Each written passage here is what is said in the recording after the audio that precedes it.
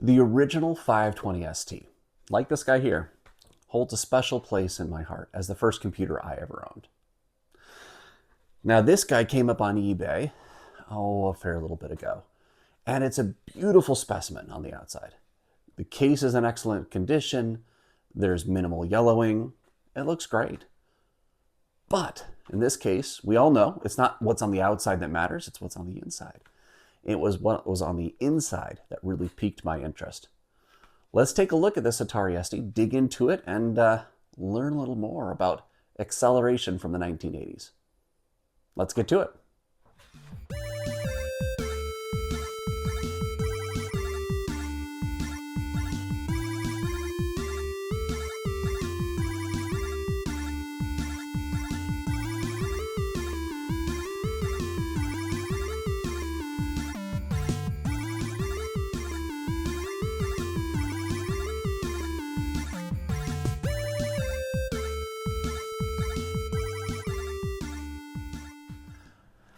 Greetings and welcome to the Power of Vintage. This 520 ST, like I said, it has something special inside. It actually has a Creative Microsystems accelerator card. This accelerator card, and this is vintage 1989 accelerator card, does four things. First thing, it accelerates. It actually runs the 68,000 at 16 megahertz. Versus the standard of an 8 megahertz. So it doubles the speed of the CPU. In addition to that, it has a place for a blitter chip in it. And this one has a blitter chip in it, which is interesting, kind of cool, because these 520 STs didn't have a place for a blitter chip. That's number two. Number three, it has a floating point unit socket on there and a processor in that socket. Then beyond that, the fourth thing, it has places on there, and this is what I've been able to dig up from a couple of articles in various different magazines from, again, years and years ago when a number of different accelerators were compared versus each other. It has two sockets for modified ROM chips. Fast ROMs is what it's called. So enabling the ROMs to be accessed at a faster speed. That would speed up you call it the desktop, the GEM environment system a little bit is what it sounds like. In practice, in all the reviews, it didn't do a whole lot. It accelerated a little bit, accelerated very specific functionality. There probably are a couple of games, things like Frontier Elite Front Bench will probably run a little faster. Actually, it probably won't even run on this because I don't see any upgrades to the RAM. So this is probably just rocking the original 520K. The half a megabyte of RAM. So additionally, I did boot this up briefly into the diagnostic cartridge to take a look at, just get an idea of what's in there, right? It doesn't detect the blitter. I've tried both toggle switches on and off. And that's actually not a little surprising. And the reason it's not surprising is as you look at these ROM chips here, those ROM chips are TOS 1.0. Blitter support wasn't introduced into the TOS operating system. I don't know if that's probably a redundant term, but wasn't available in TOS until 1.02. So, all right, back to here. What I want to do now is I want to swap out these. But first, before I can do that, I got to burn some TOS 1.04s.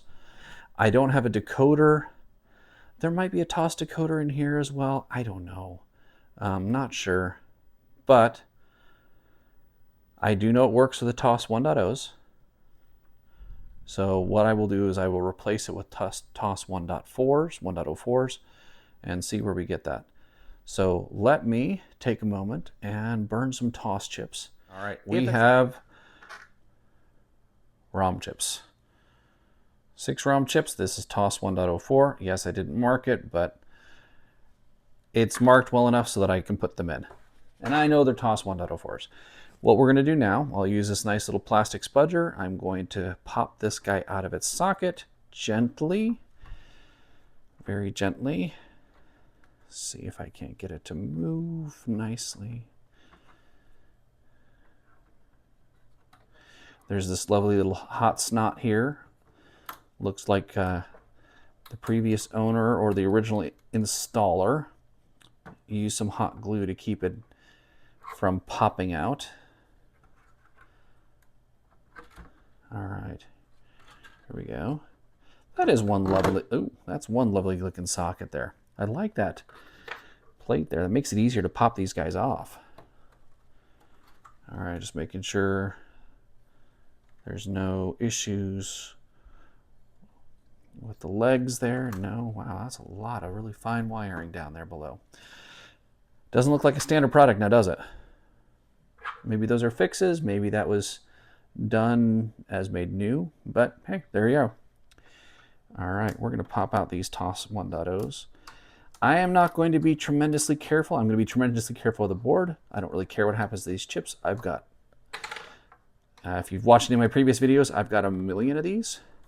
I'm not all that concerned if I damage the chips, to be frank. Yep. As you can see, didn't do too much damage to that one. But keeping the board looking good is a bigger priority to me. Actually, if you zoom in, looks like someone did some digging in the past.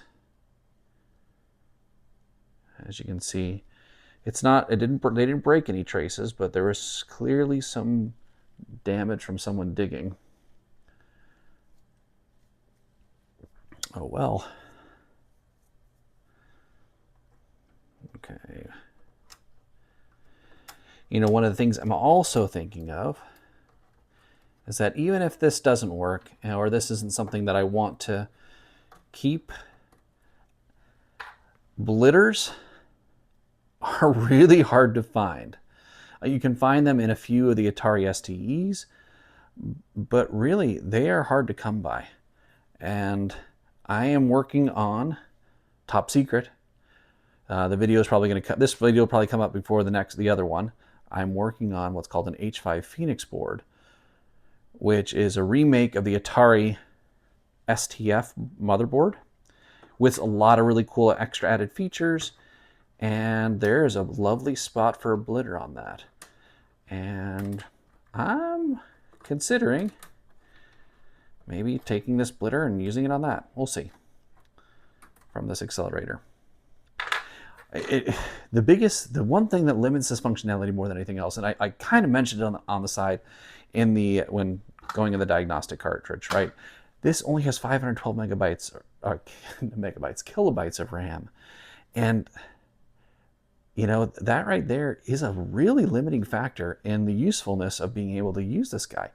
Because software that would really take advantage of the accelerator, most of it, I mean, not most of it, you could probably load it from disk, some from floppy disk, but a lot of the stuff that I really look at myself is run from hard disk.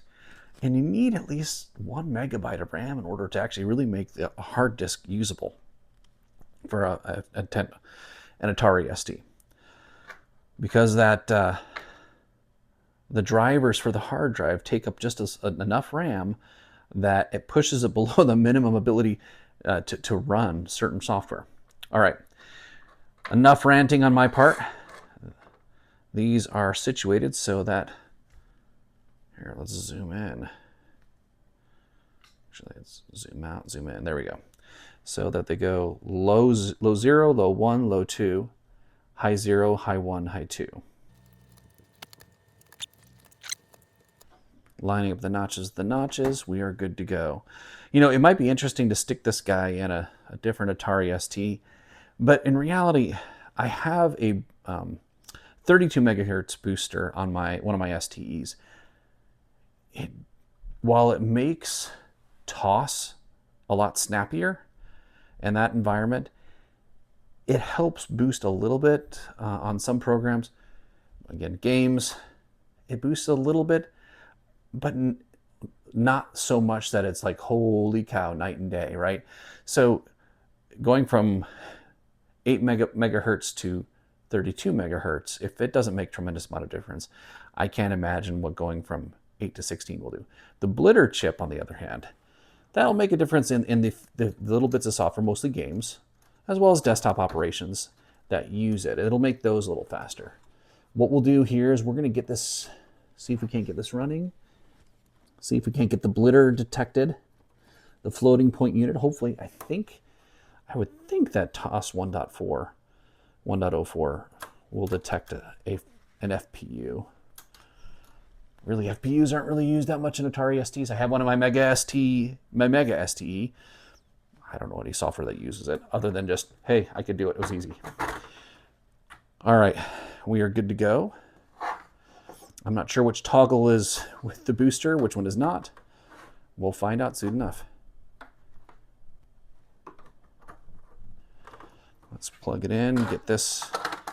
We'll get the cartridge in place. Power there. Power on the monitor. Boom. And we're in here. All right. We have TOS 1.4. I don't know. What am I going to run? There's not much. Let's run the blit test. Short blit test.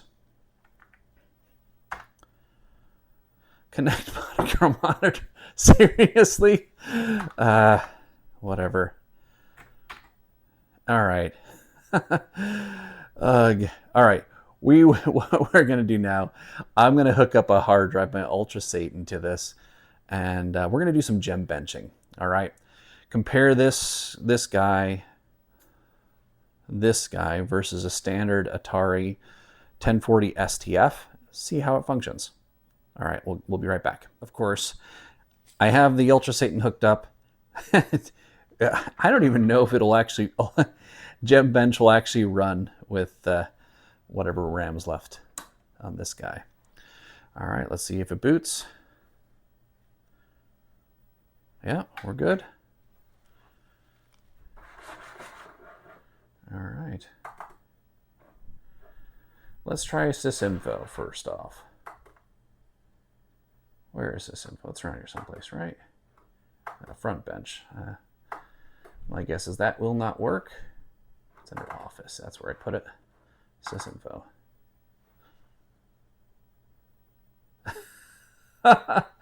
Yeah, lovely. Doesn't have enough memory. All right, great. Maybe, let's see if Gem Bench works.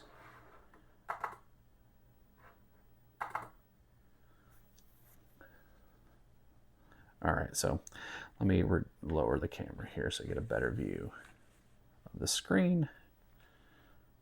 Let's zoom in.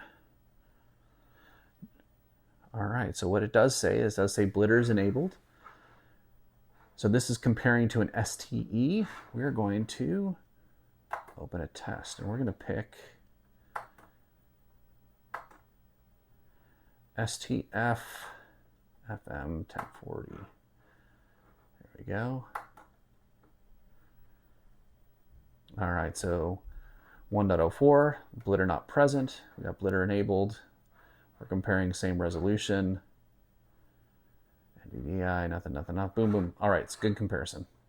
So we are going to do all tests, see how it compares. And we're going to fast forward through this because this is really long.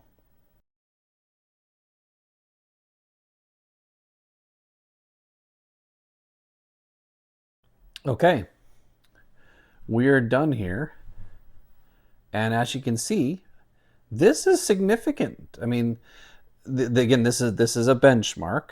This is significantly more than what you would have with a traditional 520 or 1040 ST, right?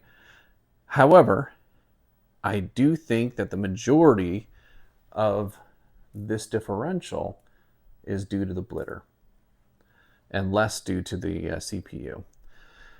My guess is looking at the integer division is probably what you're going to get from that. So what we're going to do now, we're going to open a different test. We're going to compare against an STE. Just go for ST whatever. This looks like a 2 megabyte STE. All right, let's open this guy up. Blitter enabled, 2.06, yeah. Okay, we'll run this test now. We'll do the all tests and zip through to the end. We'll just skip to the end here. Okay, so we are at the end, and this is comparing against an STe, and it looks like the interesting thing is the integer division has not changed. This, in my mind, suggests that this is obviously running at 16 megahertz, and we're getting that benefit from that 16 megahertz, at least in this one specific function. The thing I'm a little more surprised about, I don't know what, maybe this is a better blitter, maybe it's the blitter is being accessed more efficiently, but there's a slight uplift on the display elements. I thought that is kind of interesting. I mean, a couple of points, 3 points thereabouts, but interesting. It is operating better than an STe in general.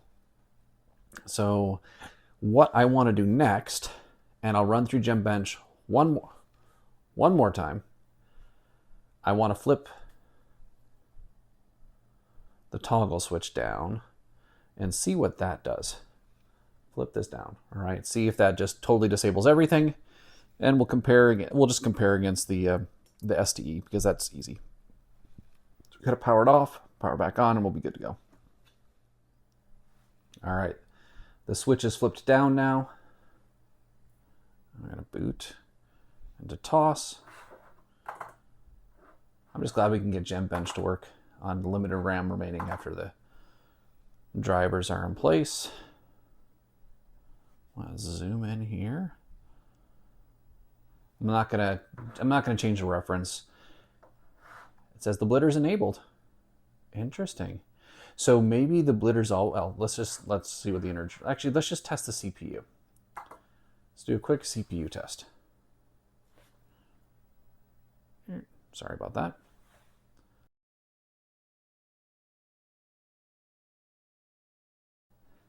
Okay.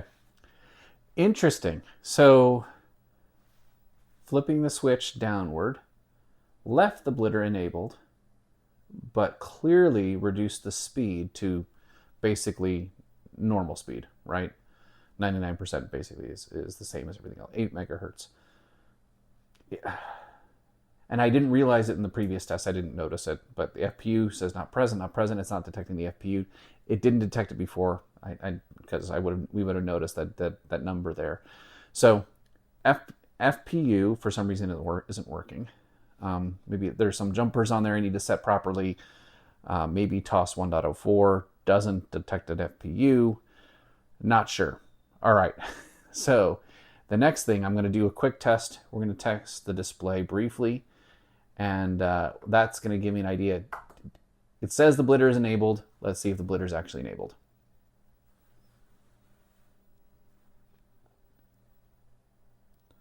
And we'll just jump to the results. Okay, so this is running the full tests. So this basically clocks in. Again, this is an STe that we're comparing against. It clocks in almost the same as an STe. So even with the toggle down, it's clocking in at equivalent to an STe. Okay, so that's awesome. That's fantastic. I think it's doing a lot of great stuff. I'm going to try a few things, see if I can't get the jumper to recognize the FPU at some point. We'll see if we can't get that to happen. But I'll play around with a few of those jumpers. So let's just zoom out and zoom back in. There's a series of jumpers right here. Those jumpers there. I'm going to play around with them and see, maybe I can, there's an FPU, clearly it's installed, right? It's there. Physically there, but it's not being recognized by the system itself. All right, let's see if we can do that. Okay, I'll get back. The last benchmark test we're going to test against, now let me just open this up. We are going to test against a Mega STe. A Mega STe runs at 16 megahertz, just a 68,000 processor. It has blitter, it has an FPU, in my case it has an FPU, but I don't think the FPU is being detected here. So really it's fairly close to each other. TOS 2.06 versus TOS 1.04, but in general, they should be relatively similar versus each other. So we are going to test all and see how it turns out. We'll fast forward to the end. All right, we are at the end. The test is complete. versus a Mega STe running at 16 megahertz, this is pretty darn close to it. Now, even though the benchmark says it is, it doesn't necessarily mean it's going to run exactly the same way. At the moment, I will test out a little bit of software running from the hard drive first off, but, excuse me. But given the RAM limitations that we have here, having a 0.5 megabyte, many of the software, much of the software, especially games, that I would want to compare against. Frontier Bench is like one of my favorites to use because it gives an idea as to a numeric comparison, right? Of this versus any other Atari ST. But with the RAM limitations, it won't run. I will show you. Well, let's get to that in a second. All right, so let's exit out of here. Actually, and what we're going to do, in order to save as much RAM as possible, I'm going to boot without all of the fancy colors and stuff. Boot it very simply. Let's turn this off. And we're going to boot into the D drive rather than the C drive.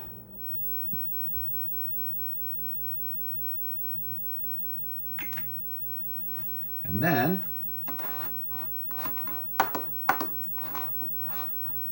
we'll install the D drive. Now it'll just be this, what was formerly known as the C drive.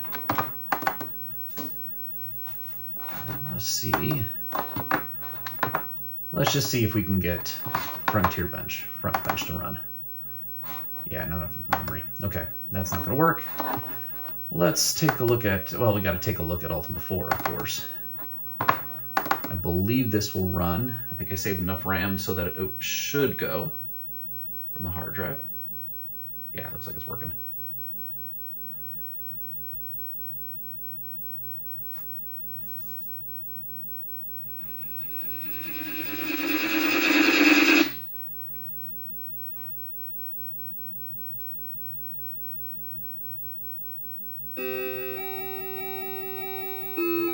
All right, we're able to run this game.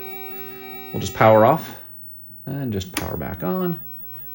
See if there's anything else that we can get going. And then we'll boot a couple games from diskette, because I know that that'll work just fine as well.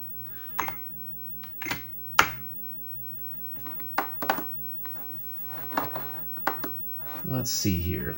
Let's see if we can get, actually, let's change to medium resolution. Of course, have to reinstall this drive.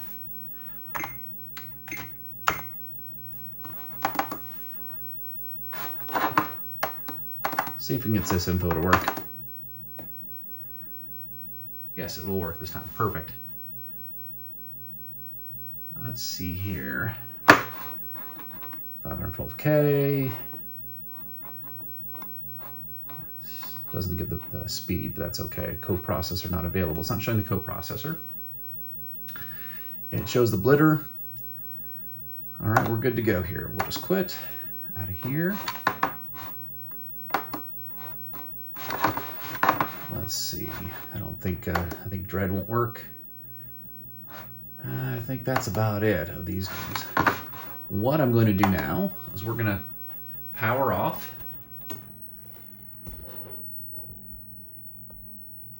Take a look at this.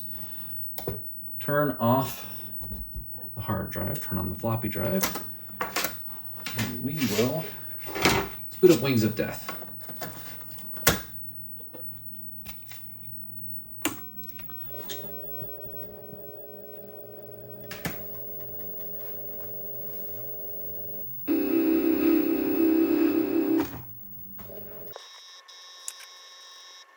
This happens when you're running at not 8 megahertz. With it running at 8 megahertz, I've run this before, the screen looks perfect. The same thing goes for the Atari STe that I have that runs at 32 megahertz. It has the same issues with the screen, with that image there.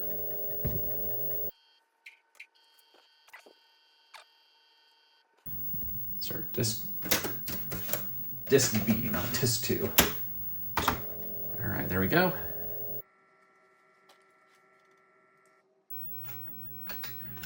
Take a look at the system configuration. We've got blitter on. We're good to go. half a megabyte, it'll run. Please wait.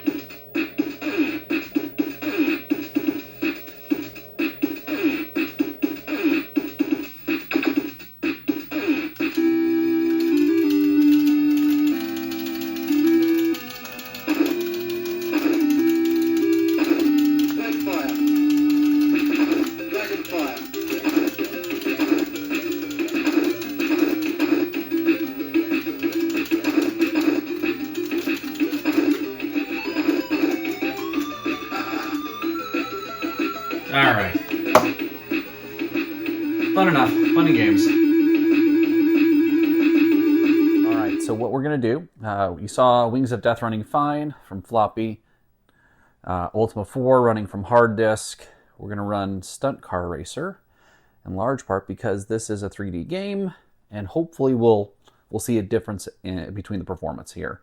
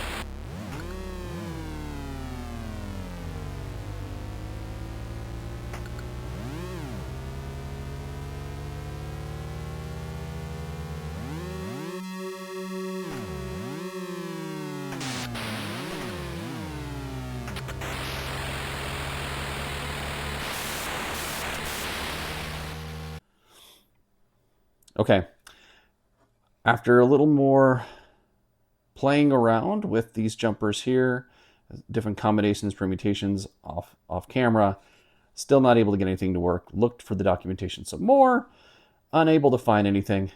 Seeing this FPU here just makes you want to try to make sure I can use it. Now that said, it could simply be also that certain software is needed. There can be any number of things that is required, and without any documentation information, I don't have the wherewithal or the capabilities to reverse engineer this to the level of others that are out there. So what I'm going to do is next, what I want to do is just pull out this accelerator board. Actually, not pull the accelerator board. Pull out the motherboard altogether for this 520 STe and take a look at which points it's pulling off of in order to feed the accelerator card.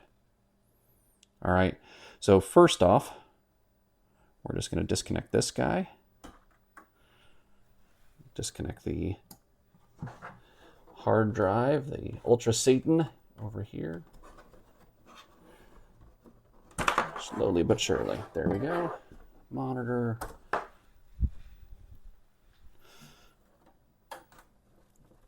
Power. And then we'll pull out this guy over here. Keyboard.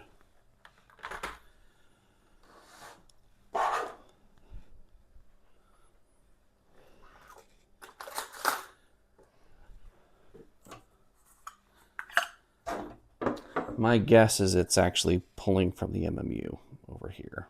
Some points on that side. This right here is my guess. This is what perhaps pulling into the ROMs.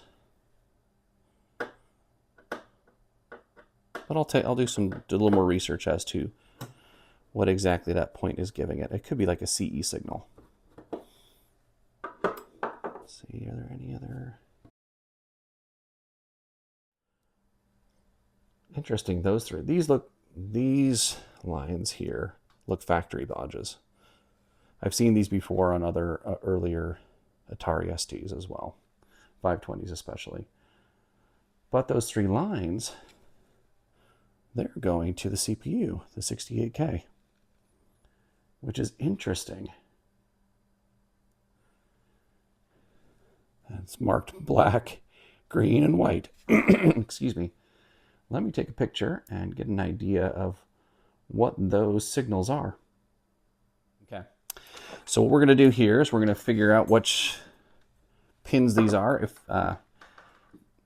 looking at the pinout diagram for a 68,000 CPU, pin 16 is ground.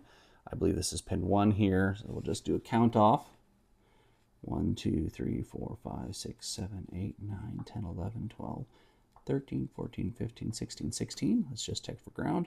All right, that is 16, pin 16. So this would be 11, 13, 17, 18, 19, 20. 11, 13, and 20. Let me take a look at what those are on the pinout. All right, these three lines to the 68,000 CPU socket. These would be bus grant, bus request, and enable. I am not a programmer, but I would assume that this has to do with the fact that the accelerator interrupts some of these signals on the accelerator board. And so my guess, again, this is purely a guess, I'm probably wrong, but that these connections need to be reestablished when running at the base 8 megahertz clock speed.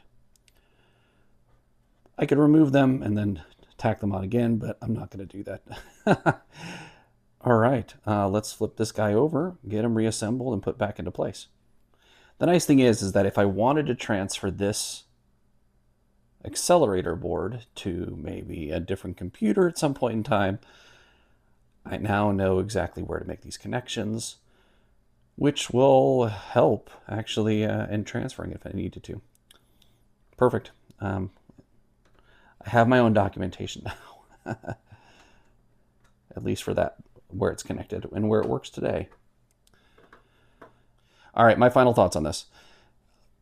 The accelerator does exactly what it says it will do.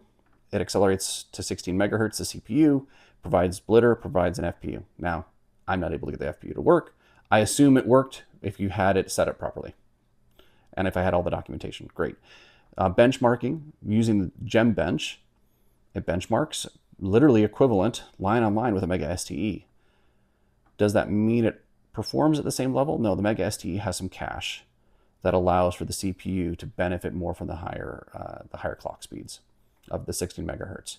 So I would expect in real world practice and performance, this isn't going to demonstrate the same kind of capability.